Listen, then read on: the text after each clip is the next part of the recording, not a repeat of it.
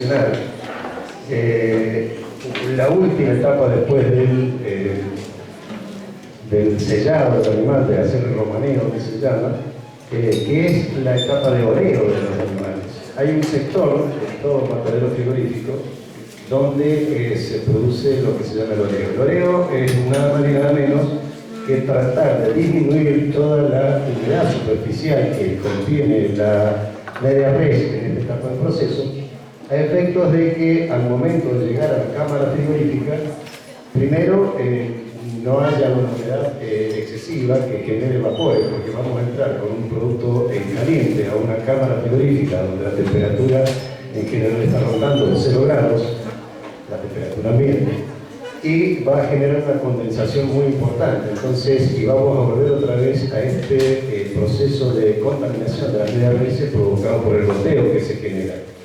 Entonces, todo matadero frigorífico tiene que tener un sector de oreo donde se produzca una circulación de aire forzada, obviamente, y una renovación del aire a través de extractores, de tal manera de ir retirando de humedad a todas estas medias reses antes de ingresar a las cámaras frigoríficas. Otro tema importante de esta etapa del proceso es no introducir carnes calientes en cámaras donde ya hay medias reses o carne depositada ya con frío, porque los cambios de temperatura son bastante perjudiciales, ¿no? Estamos introduciendo un producto en caliente a un ambiente donde ya tenemos carnes frías y esto no es recomendable. Eso era lo que me omití comentarles recién. Bueno, vamos a empezar entonces. No puedo. No sé si es peor. A ver si conecta alguno. No conecta aquí, pero bueno, no importa. ¿Hay conexión? Voy a llamar al chico como vos seguís. Ahí está. No, por eso. No, llamar. No me permite conectar así. Bueno, seguí.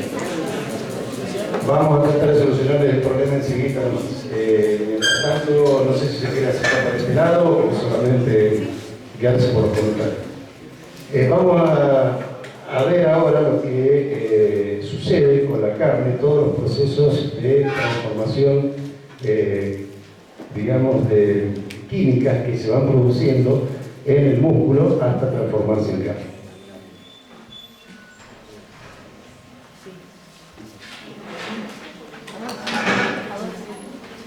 Bueno, estas son más que nada introducciones. La tradición es incorporar la carne como base de nuestra alimentación. Hay una demanda constante de la carne, evidentemente somos un país carnívoro por excelencia.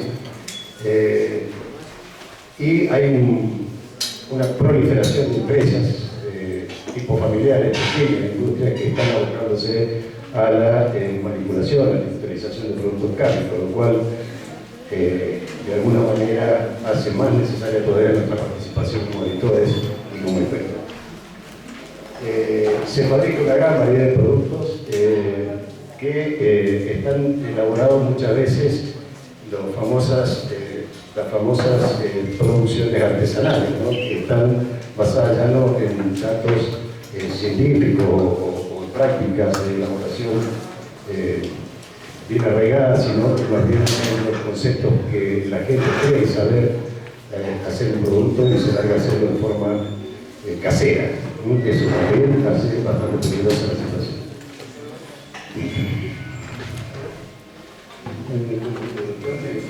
Bueno, sí, obviamente cuando nosotros manipulamos la carne tenemos que tener en consideración que la carne por sí misma es un producto altamente perecedero que requiere de cierta técnica de manipulación, pero a la vez también tenemos que ser conscientes de que durante la manipulación nosotros estamos incorporando algunas situaciones que pueden hacer especialmente peligrosas los productos que nosotros obtenemos.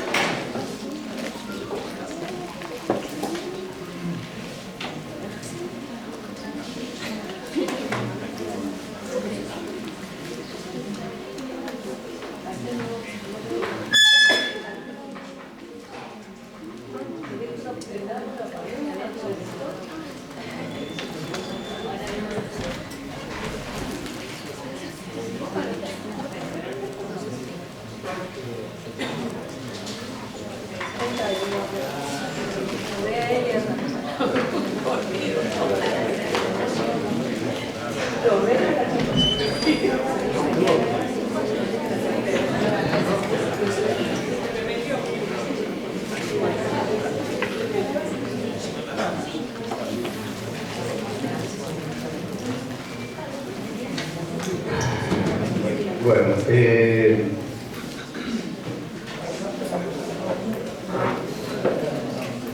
es importante que toda empresa que vaya a dedicarse a la elaboración o transformación de los productos cárnicos tenga cierto compromiso y consideraciones, o conocimiento y compromiso de que lo que va a hacer realmente es, tenemos un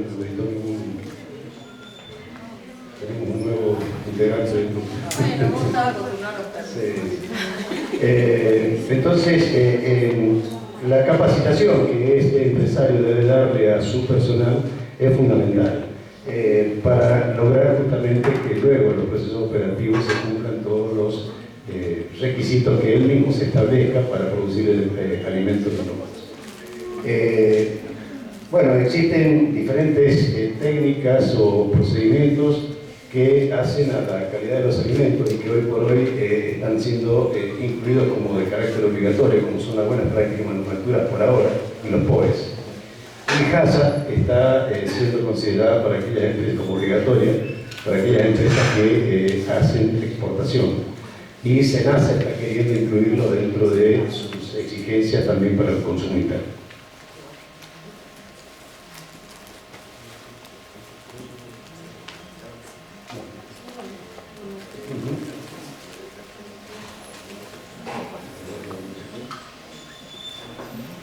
Bueno, acá vamos a empezar a ver lo que pasa con la carne, o sea, con el músculo en el momento del potaje.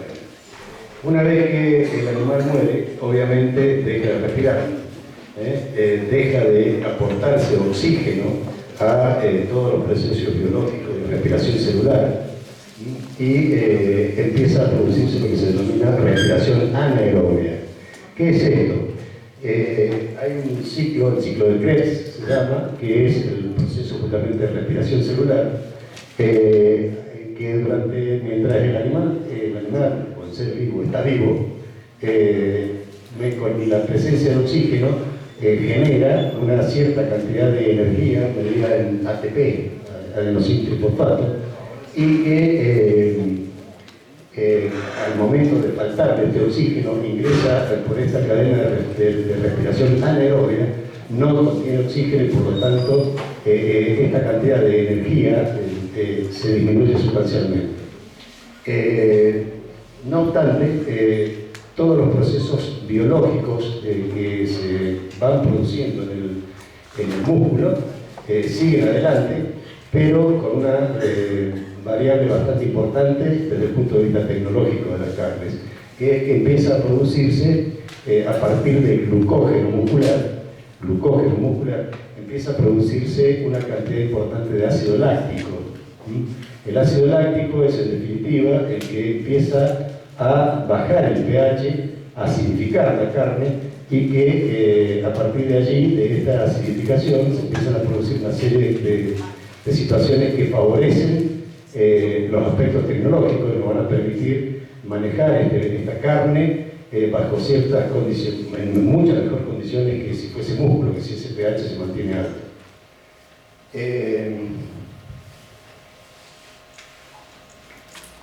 Bueno, básicamente lo que dice esta diapositiva. Bueno, los cambios post-mortem, un poco lo que pasa por la modificación del ciclo de Krebs, de la vía aerobia a la vía anaerobia, esto es muy química. Vamos a pasar a la otra. Es importante la velocidad de descenso del pH.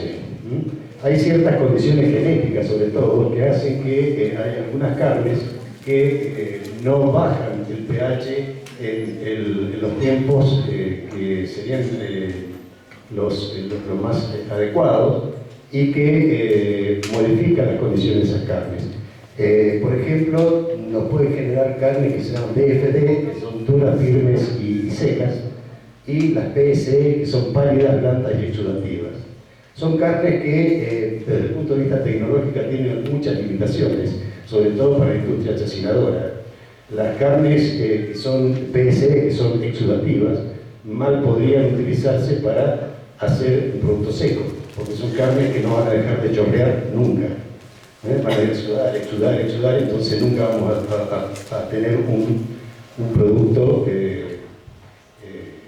seco como el que deseamos. Y las DFD, por el contrario, son carnes muy secas, muy oscuras, y que también se encuentran limitadas para su posterior reutilización en la industria chacinadora, sobre todo. Por ejemplo, la carne PSD, el pH disminuye rápidamente y a los 45 minutos ya pueden tener un pH de 5,5. Entonces nosotros, en una industria, es importante medir el pH de la carne al momento de recibirla para ver en qué condiciones la estamos recibiendo. Y las carnes DFD, en general, el pH nunca desciende por debajo de 6. Son indicativos de que son carnes que deben tener un destino dentro de la industria distinto a la elaboración de algún producto en particular, que en general van a molienda y se utilizan para productos frescos.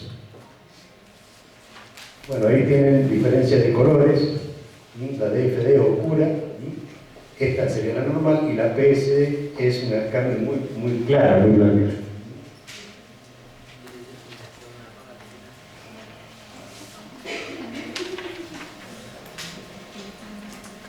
Bueno, esto es la velocidad de descenso del pH que está indicando justamente lo que decía la diapositiva anterior. Las carnes PS, como rápidamente, antes de la hora, ya llegan a pHs inferiores a 5,6, 5,5, y las DFD que nunca llegan a bajar su pH a los niveles deseables. Cuando lo normal sería que dentro de un lapso de 24 horas, más o menos lleguemos a un pH de 5,6, 5,7. Eso sería lo ideal.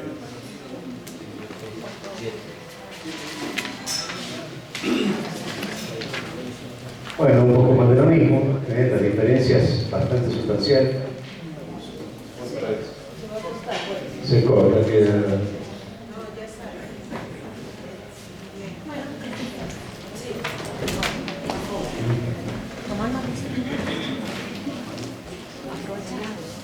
¿Están usando alguna computadora en aquel sector o algo? Porque por ahí interfiere con la señal del... Se desconectan.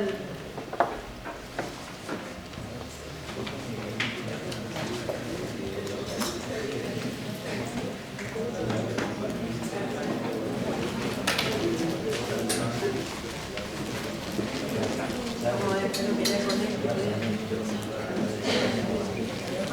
No.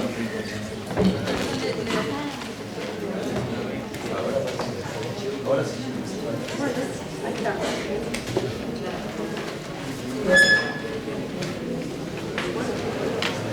Bueno, se volvió a apagar el techo. No, está. Bueno, un poco más de lo mismo, las diferencias que existen entre las carnes PSD de los diferentes grados y las carnes normales.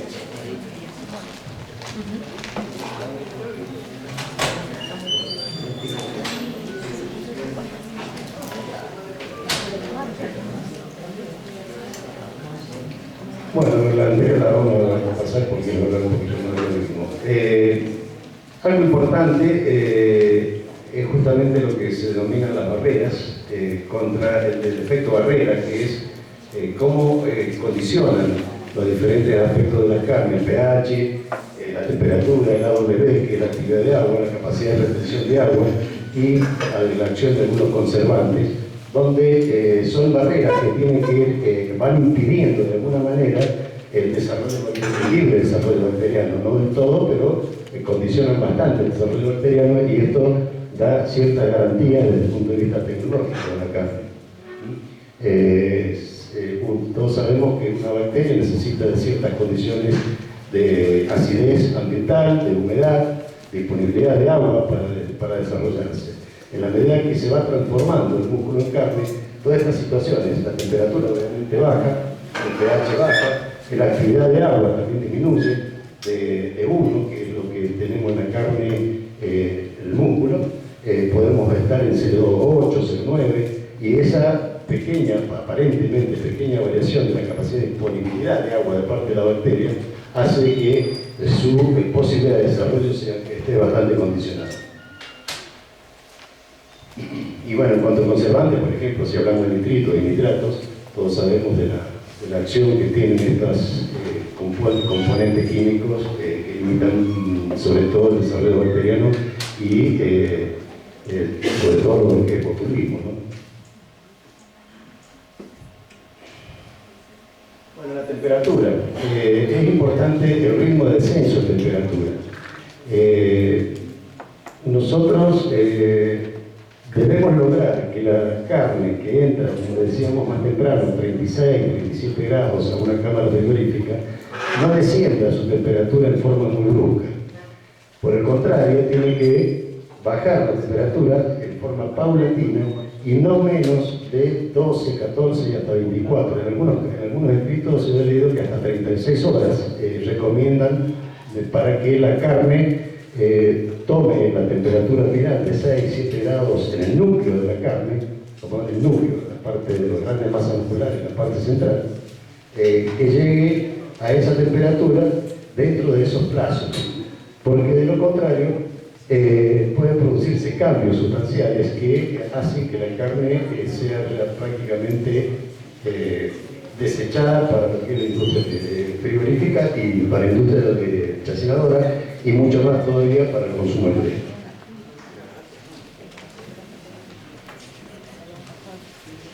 Bueno, este es un pequeño cuadro de cómo debe ir bajando la temperatura desde la hora 0 hasta la hora 24, que más o menos para ir bajando la temperatura en forma paulatina, como decíamos, para que no se vayan a producir ciertos inconvenientes técnicos que después son irreversibles.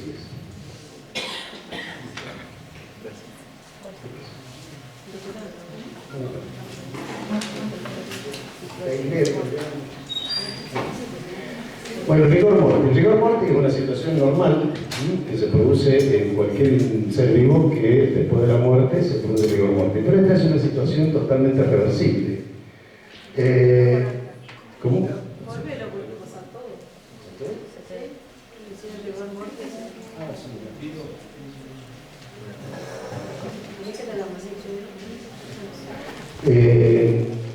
Bueno, implica un acortamiento, decíamos, de las fibras, que se va a producir por esta situación de anaerobiosis que se produce después de la muerte del animal, pero es reversible, dentro de respetando, digamos, los ritmos de descenso de temperatura en los plazos que habíamos comentado recién. Esta situación de endurecimiento temporal de la carne es reversible.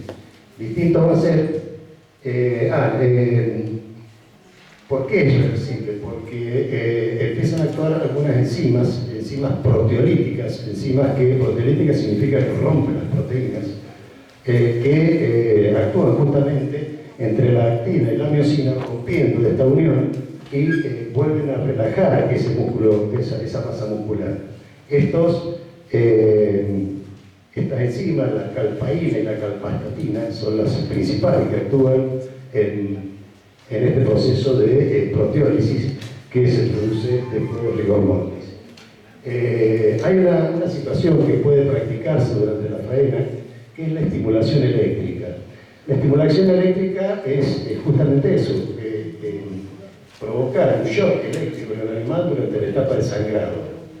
Esto favorece, por un lado, favorece el sangrado porque va a producir muchas contracciones musculares que van a ordeñar, por así decir, todos los vasos sanguíneos y va a favorecer el sangrado, pero por otro lado, y tal vez lo más importante, es que durante la contracción y relajación muscular se liberan muchas moléculas de calcio que quedan disponibles para que luego la calpaína, la calpastatina y otras enzimas proteolíticas que actúan en el proceso de maduración de la carne actúen más aceleradamente y con más eficiencia.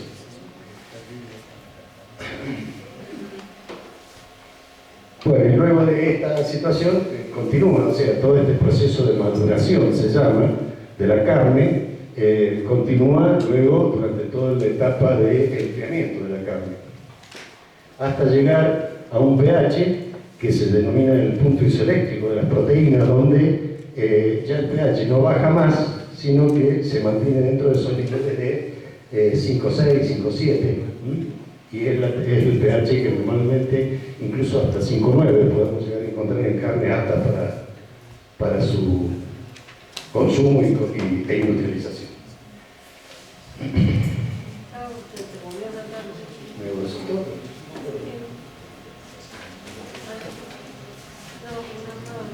Bueno, el cold shorting. El cold shorting es una situación que es irreversible. Yo he tenido la posibilidad la desgracia, de que me vendieron una oportunidad de un asado que había sido mal procesado, se le bajó la temperatura tan rápidamente que se suspendieron todos estos procesos enzimáticos de maduración. Y es una carne que es prácticamente incomible, es tan dura que es prácticamente incomible. Me acuerdo que estábamos de vacaciones con mi familia en el sur, a mí me gusta mucho la pesca, entonces estábamos al lado del río. Cuando fui a hacer el asado, primero que el tenedor no lo podía meter, el pedazo de carne, y luego para poder comer esa carne teníamos que prácticamente masticarla con el cuchillo primero, y después incorporarla a la boca. Era incomible, terrible.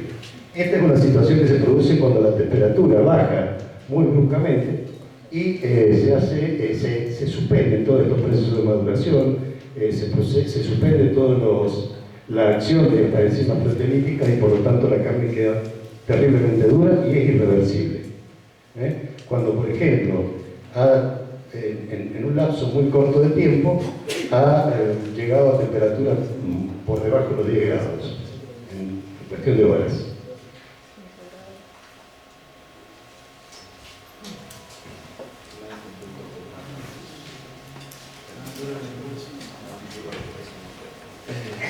Bueno, superados entonces los cambios bioquímicos, después de la muerte, empieza un proceso de maduración enzimática también, que provoca lo que decíamos recién, vamos modificando ciertas condiciones de esa carne y le da características como lo que habíamos mencionado recién cuando hablábamos de las barreras.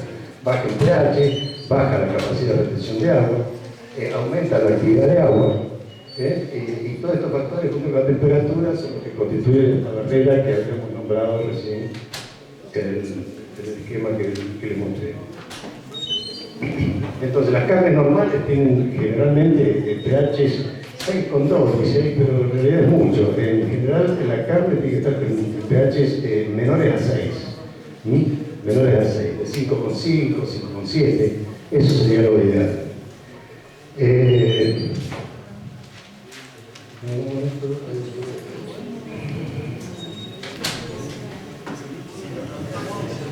Bueno, y lo demás también son características que se desencadenan o se llegan gracias a la disminución del pH, que es la capacidad de retención. O sea, todo se inicia, todos los parámetros medibles en la carne se inician con la disminución del pH. A partir de allí es que se va modificando la capacidad de retención de agua, la capacidad de emulsión, que es CE, capacidad de emulsión, se logra llegar a la carne con el color brillante, el color normal, y esto da una cierta estabilidad microbiológica por esto mismo, porque estas condiciones hacen que el desarrollo bacteriano se encuentre bastante limitado. La característica organoléptica, el color, la terneza, la jugosidad, el aroma, el sabor, textura y aspecto.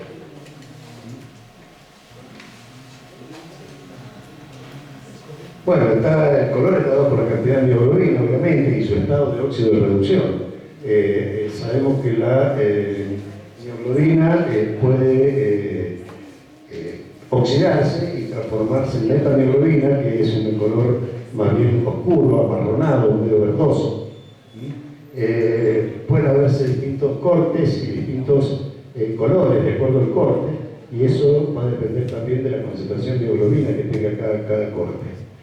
El peseto, que es el músculo semitendinoso, puede tener dos colores, ahí lo vemos. Acá también, y ahí en bíceps.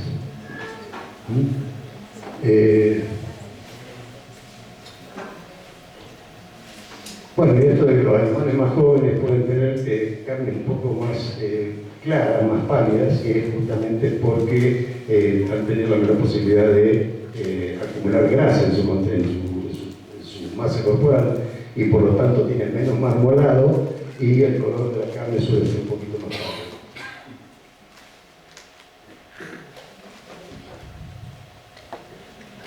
Bueno, la terneza de la carne está dado sobre todo por el grado de infiltración grasa que tenga, y se mide justamente por la mordida, o sea, es una forma bastante natural de nosotros poder decir si la carne es tierna o no tierna. Depende también de la edad del animal, de su alimentación, del contenido graso justamente, del tipo de producción, si era campo, si era feedlot, de corral, o sea, son animales estabulados que se deben comer ahí sin que ellos tengan que desplazarse, entonces buscando alimento, entonces obviamente su masa muscular va a estar más cargada de grasa y no va a ser mucho más tiempo. ¿Te puedo hacer una pregunta? Sí. No sé si, porque hasta ahora nadie me la sabe contestar. Viste que hay algunas carnes que vos las cocinás y sigue siendo roja. Eso ha sido una consulta de alguna gente que hace vianda, pues el público, y sobre todo el público de Mendoza no la quiere. Porque vos cortás la milanesa y la ves seguir viendo roja. Y está recontra cocida, lo que pasa es que no cambia color, sigue roja. No tengo una respuesta acabada al respecto, pero se me ocurre que puede ser por una falla en la disminución de pH. Habría que medir esa carne antes de cocinarla, hacer la prueba y después verificar, medir el pH y después verificar si conservó el color rojo normal, como si fuese una carne cruda. Sí, yo lo he visto. En realidad no te sabría confirmar cuál es la razón, pero podría ser que habría alguna alteración en el descenso del pH. Tal vez estés hablando de una carne de IFD. Generalmente son de feedlot. ¿De feedlot? Sí. Ah, no sé. No saber. No sabes. Si es de feedlot, es una carne muy engrasada. Es una carne gorda que ahora la vemos con mucha frecuencia. Cada vez los feedlot han avanzado mucho. Es como ir a comprar un asado, una costilla y una capa de grasa de 3, 4, 5 centímetros. Esos son animales feedlot. Pero no creo que el contenido graso sea un problema. Te queda roja. Probablemente seguramente debe tener algo que ver con el ritmo del pH, el ritmo de disminución del pH. Bueno, hacemos esa prueba y... Hagamos esa prueba, a ver qué pasa. Después me contás. No, porque me han preguntado de cualquier... Bueno, decíamos, la carneza depende de la edad del animal, obviamente. Un animal joven es mucho más tiempo que un animal que ha caminado mucho el campo, que ha estado entrando en edad, sobre todo las vacas o los toros, que son retirados de la etapa de reproducción para ser retirados al consumo. El grado de gordura, obviamente, el grado del estado nutricional, la cantidad de grasa infiltrada, que está relacionado al estado nutricional del animal, y el contenido de colágeno, que eso va a depender mucho del tipo de músculo que uno vaya a evaluar, digamos, para medir la terneza, ¿no? Y esto es el diagrama que está ahí, lo que, bueno, el diagrama ese lo que pretendía mostrar los diferentes grados de infiltración de grasa en los diferentes cortes. La textura de la carne, es decir, esa carne firme, esa carne que no se desgrana o no se desmenuza muy fácilmente, está dado por la característica de la miofibrilla muscular, o la fibra muscular. Esto que es un dibujo de lo que es la fibra muscular, muestra las miofibrillas y muestra entre medio todo lo que sería material colágeno que podría estar ayudando o no a mantener la textura de la carne. Ahí tenemos, a ver si bueno, la línea Z es la línea donde se mantiene la mayor cantidad de agua retenida en una fibra muscular y es donde una carne PSE elimina toda el agua que contiene esas. La banda A y la banda Z son